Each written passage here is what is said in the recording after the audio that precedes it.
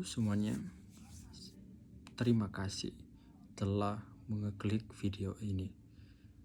Perlu diketahui bahwa video ini dibuat dengan tujuan memenuhi tugas UAS dari mata kuliah Hermeneutik Perjanjian Lama yang diampu oleh dosen yang saya sebut dengan hormat, yaitu Mem Gifliani Nayawan Magister Teologi.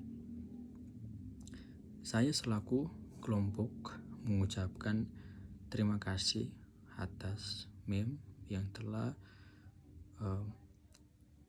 membimbing kami mahasiswa dalam proses pembelajaran dari mata kuliah Hermeneutik Perjanjian Lama. Saya selaku kelompok di saat ini memilih untuk membahas mengenai bumi berkabung pada Hosea 4 ayat 1 sampai 3. Ya, Hosea 4 ayat 1 sampai 3. Pembahasan pertama, terlebih dahulu kami kelompok akan membahas pendahuluan. Teman-teman, aspek dari perikop ini telah menjadi penafsiran di masa lalu, dan juga kitab Hosea, sang nabi menggunakan bahasa yang korporat atau yang berbadan hukum dan bukan yang bersifat pribadi ketika menguraikan kejahatan bangsa Israel. Hal penting juga bahwa dalam perikop ini Yahweh mengajukan gugatan perjanjian terhadap bangsa Israel. Hal menarik juga ketika kita memandang aspek ini dalam perspektif bumi, maka pertanyaan-pertanyaan baru akan bermunculan dan pertanyaan tersebut belum dieksplorasi. Dan dalam pembahasan kami kelompok pertama itu fokus pada peran bumi dalam kehidupan Yahweh. Dan untuk menjawab pertanyaan yang akan saya uraikan, maka saya akan berargumen bahwa bumi sebagai agen aktif melalui penghakiman yang dijatuhkan Yahweh di kitab Hosea 4 ayat 1 sampai 3, yang dimana bumi tidak bertindak tanpa tujuan dari Allah, dan bumi juga bukan hanya berisi tentang hukum-hukum fisik, namun juga ada tatanan moral yang Allah ciptakan. Dan penting diketahui bahwa tatanan moral ini dirusaki oleh bangsa Israel.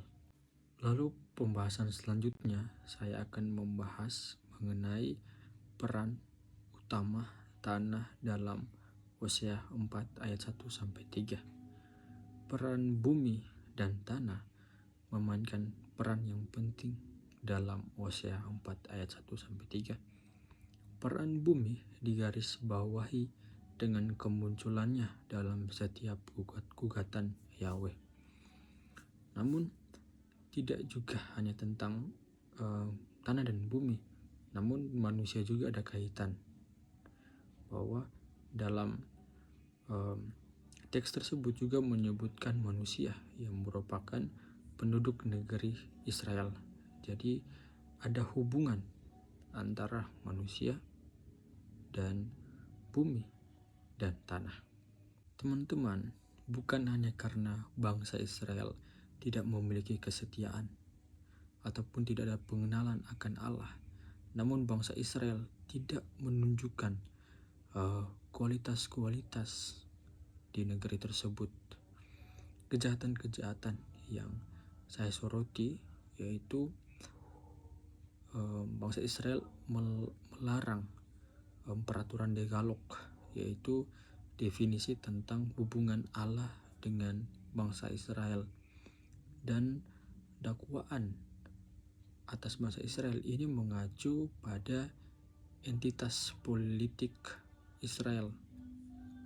Dengan kata lain, Israel didakwa dengan beberapa kejahatan seperti sumpah serapah, pembunuhan, perzinahan, dan bahkan pun pencurian.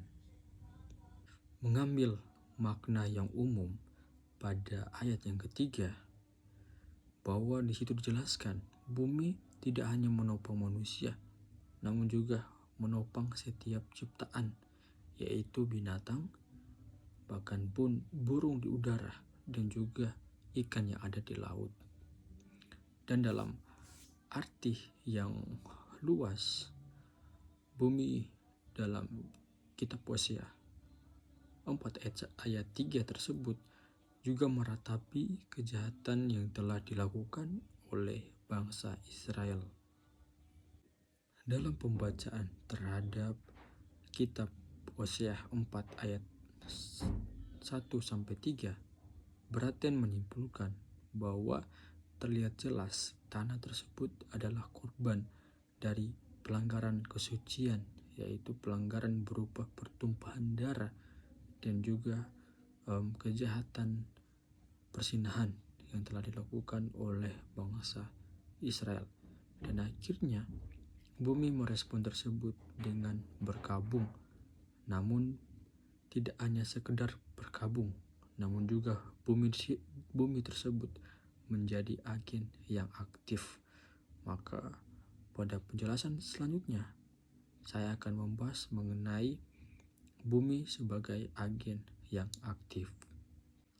Dalam proyek Alkitab Bumi, beberapa ahli mempertanyakan tentang apakah bumi bisa berdiri sebagai subjek yang bisa mengekspresikan beberapa bentuk. Kaitan dalam pembahasan ini, apakah pergabungan bumi tidak sekedar metafora yang dibahas di dalam kitab Hosea 4 ayat 1-3.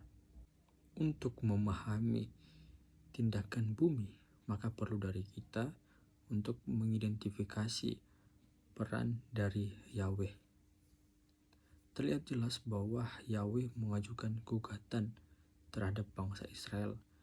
Namun kalau kita melihat dalam pandangan Brueggemann menyatakan bahwa Yahweh tidak ada campur tangan dari penghukuman tersebut.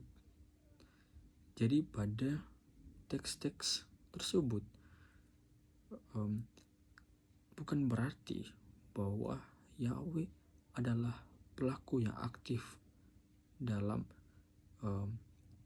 mengajukan penghukuman tersebut. Dalam sebuah kesimpulan, Brueggemann menyatakan bahwa dalam penghukuman tersebut tidak ada pelaku yang aktif, bahkan pun Yahweh. Namun beberapa ahli menyimpulkan dalam penghukuman tersebut, Yahweh tidak dikatakan secara eksplisit, namun secara subjek implisit dalam penghukuman tersebut. Lalu Catherine melangkah lebih jauh dalam pemahaman kitab Hosea 4 ayat 1-3 yang menyatakan bahwa bumi adalah aktor dalam hubungan antara Yahweh dengan bangsa Israel. Dengan memandang bahwa bumi adalah sebagai aktor, maka pergabungan bumi bukan hanya sekedar tentang metafora, namun bumi adalah agen aktif dari penghukuman atas bangsa Israel. Dalam paralelisme atau hal yang sejajar, maka pergabungan bumi pada akhirnya mengarah pada penderitaan penghuni dan kebinasaan seluruh penciptaan. Sampai saat ini pembahasan yang bisa saya jelaskan, dan penjelasan selanjutnya akan dibahas oleh teman saya. Terima kasih. Oke, baiklah teman-teman, kita masuk pada poin selanjutnya, yaitu dampak dari duka bumi. Jadi kata kerja terakhir dalam Hosea 4 ayat 3 menekankan tentang kehancuran yang diderita oleh ciptaan sebagai akibat dari duka cita bumi, dalam artian membinasakan dan menghapus. Hosea 4 ayat 3 mengindikasikan bahwa sebagai akibat dari duka cita bumi, hewan di padang, burung di udara, bahkan ikan-ikan yang ada di laut bisa tersapu habis. Meskipun pada panen umumnya atau pada festival panen mempunyai kaitan positif karena kehidupan dapat dipertahankan. Ada kemungkinan bahwa Hosea di sini bermain-main dengan makna akan ada panen, tetapi Tuhanlah yang akan menuai dan seluruh ciptaan adalah hasil dari panennya. Terlebih lagi dengan kata kerja yang berkonotasi dengan kekeringan bumi. Penulis tersebut melukiskan kehancuran di dalam ayat yang ketiga sebagai panen terakhir di bumi. Gambaran panen akhir ini sangat cocok dengan argumen Hosea yang lebih luas. Kekhawatiran utama sang penulis adalah apa yang ia lihat sebagai kemurtadan yang merajalela di Israel. Secara khusus, ia menuduh umat Yahweh menyembah Baal, dewa Kanaan. Dalam Hosea 4 ayat 3, penulis memperingatkan bahwa Yahweh bukan Baal yang akan mengadili Israel dan menghukum mereka atas kejahatan bangsa Israel berupa kekeringan yang tidak dapat dikendalikan oleh siapapun. Nah, selanjutnya kita masuk di mengapa bumi berkabung dan apa hubungan antara manusia dengan alam. Nah, jadi bumi berkabung sebagai respon terhadap dosa-dosa bangsa Israel yang merusak tatanan moral yang telah ditetapkan oleh Tuhan. Dosa-dosa ini tidak hanya berdampak negatif pada manusia saja, tetapi juga menyebabkan kerusakan lingkungan, kekeringan, dan ketidakseimbangan alam. Dan hubungan antara manusia dan alam adalah saling terkait. Ketika tatanan moral yang mengatur keduanya dilanggar, maka bumi akan merasakan dampak-dampaknya dan mengalami kesedihan. Dalam hal ini, menggunakan metafora bumi sebagai seorang ibu yang menyaksikan anaknya menghancurkan rumah mereka.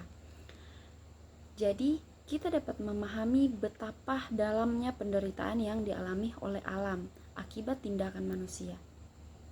Secara teologis, pelanggaran terhadap tatanan moral tidak hanya menciptakan disharmoni antara Tuhan dan manusia saja, tetapi juga antara manusia dan alam, sehingga bumi sebagai bagian integral dari ciptaan Tuhan berkabung atas kerusakan yang ditimbulkan oleh dosa-dosa manusia tersebut. Baiklah, saya akan melanjutkan dari pemaparan teman-teman saya, Nadia, Kristifani, dan Juna, yang menurut saya juga sudah beberapa poin yang dibahas itu begitu kompleks dan begitu mudah dipahami. Jadi saya tidak akan menambahkan begitu banyak, tapi saya akan merefreshnya kembali bagian-bagian yang penting saja. Mengapa bumi itu berkabung? Bumi berkabung sebagai respon terhadap dosa-dosa bangsa Israel yang merusak tatanan moral yang telah ditetapkan oleh Tuhan.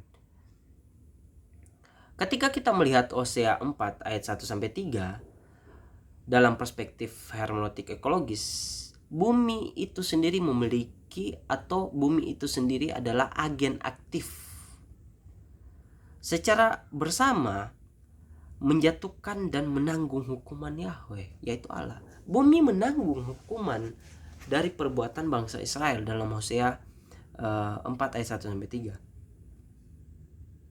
Ciptaan secara aktif meratapi penggulingan tatanan ciptaan dan mengakibatkan kesengsaraan dan kebinasaan semua yang hidup di dalamnya. Ciptaan adalah bumi. Bumi tapi bumi merasakan penderitaan yang dilakukan oleh bangsa Israel. Dengan demikian, fungsi sebagai instruksi bagi para pembaca teks-teks ini, Alkitab dalam Hosea, lebih spesifiknya Hosea 4 ayat 1 sampai 3, kita harus menahan diri. Diartikan menahan diri di sini, maksud dari menahan diri adalah kita jangan melihat Alkitab dalam perspektif antroposentris. Kenapa? Karena kita akan mengaburkan atau menghilangkan peran aktif bumi. Bumi akan menderita jika manusia menderita juga. Penderitaan yang dibuat oleh bumi akan juga memiliki impact kepada manusia. Ingat, bumi tanpa manusia akan berkelanjutan, tapi manusia tanpa bumi itu akan binasa. Jadi inilah sekian dari pemaparan dari kami. Jadi beberapa kata-kata atau pemaparan dari teman-teman saya ataupun saya juga memiliki kesalahan. Itu adalah maklum saja, karena kita sebagai makhluk yang tidak luput dari kesalahan dan juga masih dalam tahap pembelajaran. Dan selamat Natal bagi Mem, dan juga selamat tahun baru yang sudah tinggal 1 hari saja atau kurang berapa jam saja udah mau tanggal 1. Oke, Shalom Mem, selamat tahun baru dan juga Natal walaupun lewat.